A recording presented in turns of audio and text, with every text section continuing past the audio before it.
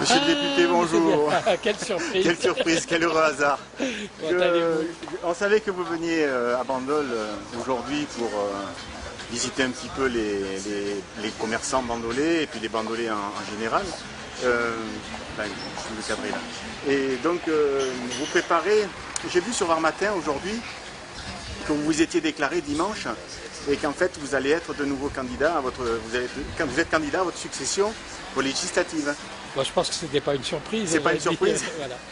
Ben, bon, la surprise peut-être c'est ma suppléante. La dame qui se présente avec moi. D'accord.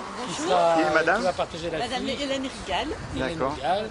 C'est la première fois que vous êtes en politique? Non, c'est pas la première fois que vous faites la politique. Oui, c'est la première fois. Tout à fait. D'accord. Voilà, je rejoins et je partage des idées de Jean-Sébastien Malade. D'accord. Alors Hélène Rigal est sénoise, il faut le dire. Oui. La ville de la Seine étant la ville la plus importante de la circonscription. Oui. Elle est mère de famille, bien sûr. Et elle est surtout très impliquée, c'est un chef d'entreprise. Il gère 65 salariés. 65 salariés. À la Seine? Oui. À la Seine et à Sifour.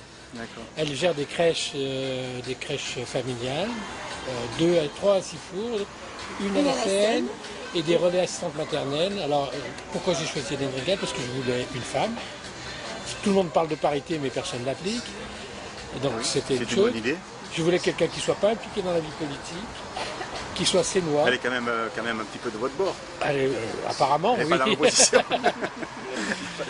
Qui soit sénoise, pour les raisons qu'on a expliquées, et quelqu'un qui partage cette sensibilité. Moi, je suis très sensible à la famille traditionnelle, vous savez, oui. un papa, une maman, des enfants, et très important, très sensible aussi à l'éducation de ces enfants.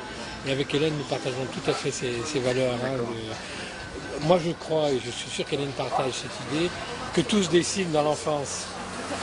Et quand je dis l'éducation, c'est évidemment l'apprentissage des savoirs, l'éducation nationale, mais c'est aussi l'apprentissage du savoir-être, du savoir se comporter avec les autres, du respect. Et ça, Hélène et moi partageons les mêmes idées. Donc la campagne, vous démarrez votre campagne pour les législatives. Quels seront vos critères, vos priorités, s'il peut y en avoir? Quels seront les éléments qui feront que vous développerez plus pour la campagne des législatives? Quelle est la chose la plus importante pour vous aujourd'hui en tant que député et futur député? Il y a deux niveaux. Il y a le niveau national, si vous voulez, avec une des valeurs qu'on vient d'afficher, la famille, le respect, qui est intégré, l'éducation, donc, le travail et la reconnaissance du mérite. Parce qu'à mon avis, comme le disait notre ancien président, il est quand même normal qu'on ait des revenus supérieurs quand on travaille que quand on ne travaille pas. C'est un peu normal. Voilà. Le contraire serait étonnant. Donc on défend ces idées-là. On défend aussi des idées en matière d'Europe.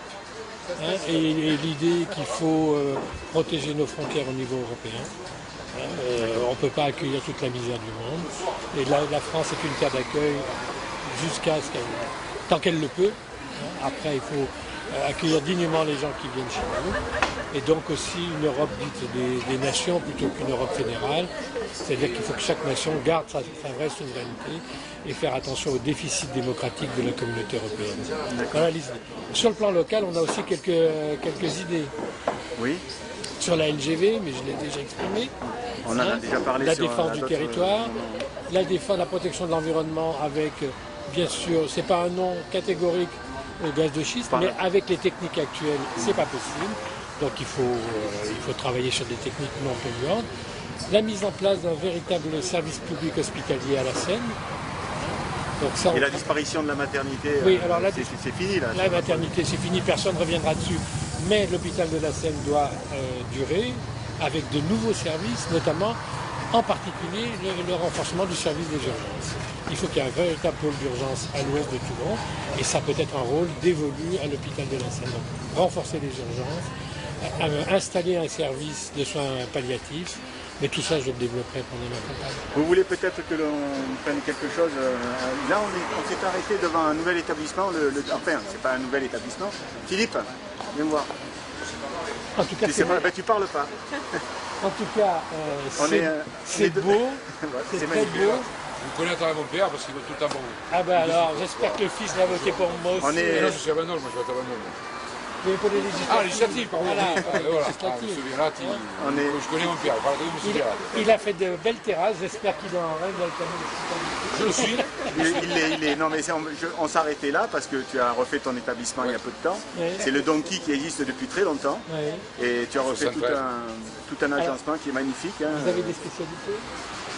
Quel type de cuisine vous faites? Allez, on fait la pub à Philippe. Allez, Quel type de cuisine? Il faudrait, il est chef, là, regardez. Oui. Il est chef, quel type de cuisine, poisson. Le plus simple, c'est de venir goûter. Voilà. Bon, Bon. tout le monde est content, c'est magnifique, c'est vrai que c'est bon. On viendra tester. Je peux le confirmer. Il est venu plusieurs fois. On viendra Et tester. autant que grand-père, vous pouvez venir aussi, ça marche. Ah oui? Pourquoi il y a un menu pour les enfants? Voilà, c'est pour ça. Alors moi, Je peux le confirmer. ça me permet de dire un mot sur la politique touristique qu'on doit avoir. c'est important à Bandol. Hein, de toute façon. À Bandol, c'est particulièrement important.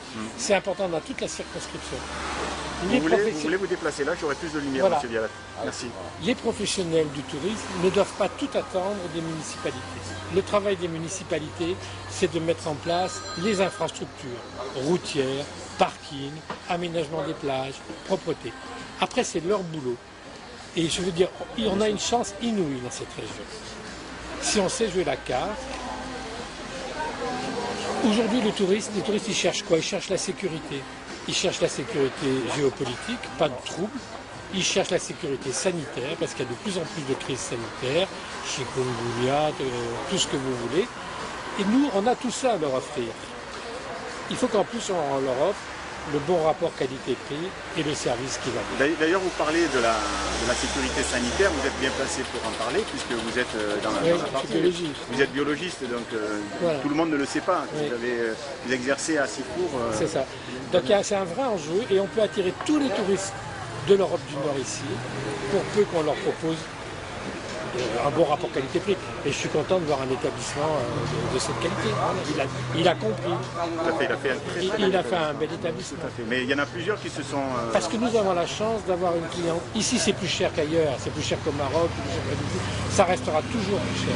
Mais si on offre le bon produit au bon prix, avec en plus le rôle des pouvoirs publics qui est d'assurer la sécurité, on a une carte à On a tout jouer gagné. formidable. On a tout gagné. Écoutez, je vous remercie beaucoup, monsieur le député, et puis bonne continuation. Merci, à bientôt. Merci. Au revoir.